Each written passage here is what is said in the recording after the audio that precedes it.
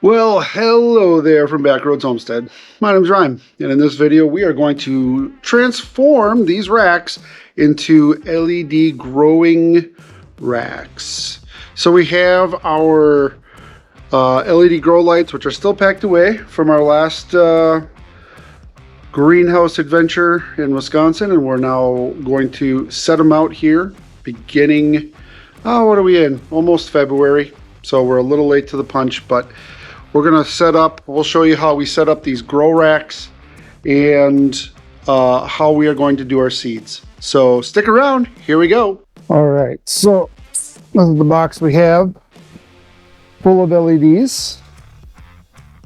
We'll see how they made it down.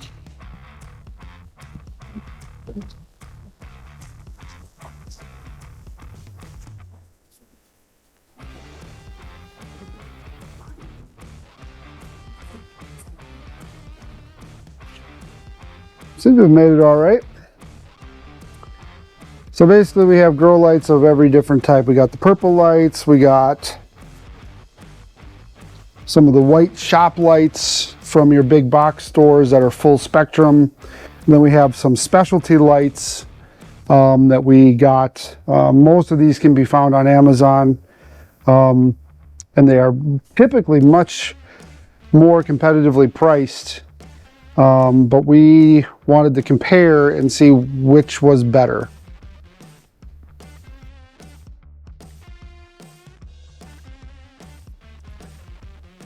Okay, so my thought here was we'll daisy chain 6 together. I think that's what is allowed for these specific lights. And I know one set didn't have, there's an extension, so I wasn't sure if I could. One of these is broke. I know one of these, maybe I threw that away, I'm not sure. But if we have 6 sets of lights, we'll recess them up into the rafters, zip tie everything together. And the reason we want this many lights is because it's so far away from the plant. I may actually even stack these up to get the small seedlings closer to the lights.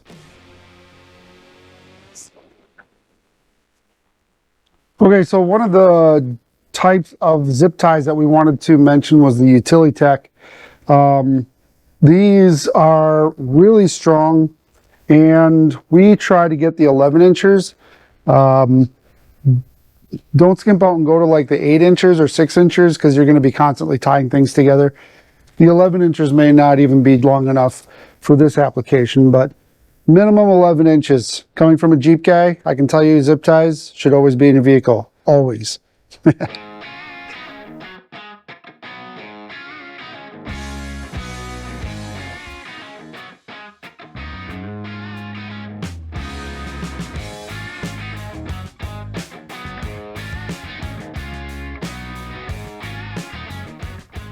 Okay, that wasn't so difficult. The shop light ones work really good, and they actually do produce quite a bit of heat, enough to put trays on top, so we could put seating trays on top. We'll snip off all the ends. The next set of lights we want to go through here, these were pretty much our staple lights that have the most output. And what I did to modify these is I took the heat shield off, because again, we want the heat to be radiating up into the next level, and that works really good. And then that also helps keep the LED strip from overheating. So the downside to taking the heat shield off is it loses its structural rigidity. So you have to be real careful when you're handling these, because the metal shield provides the backbone for the whole light. But you can get these on Amazon. We've had these a few seasons. They've worked really good. I think we only broke one because it fell. So we haven't had any lights go out prematurely on these, and we're happy with them. So again, link will be down below. Let's get started on the second row.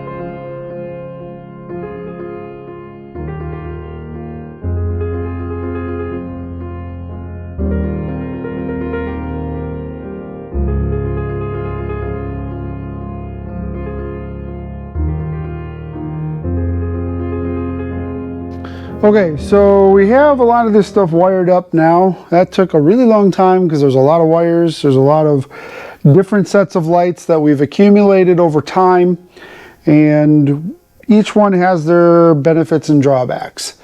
I've learned through a number of years of doing this that as long as it's a full spectrum light, you can get regular shop lights from your box store and you will grow things just about as well or as well as having specific grow lights.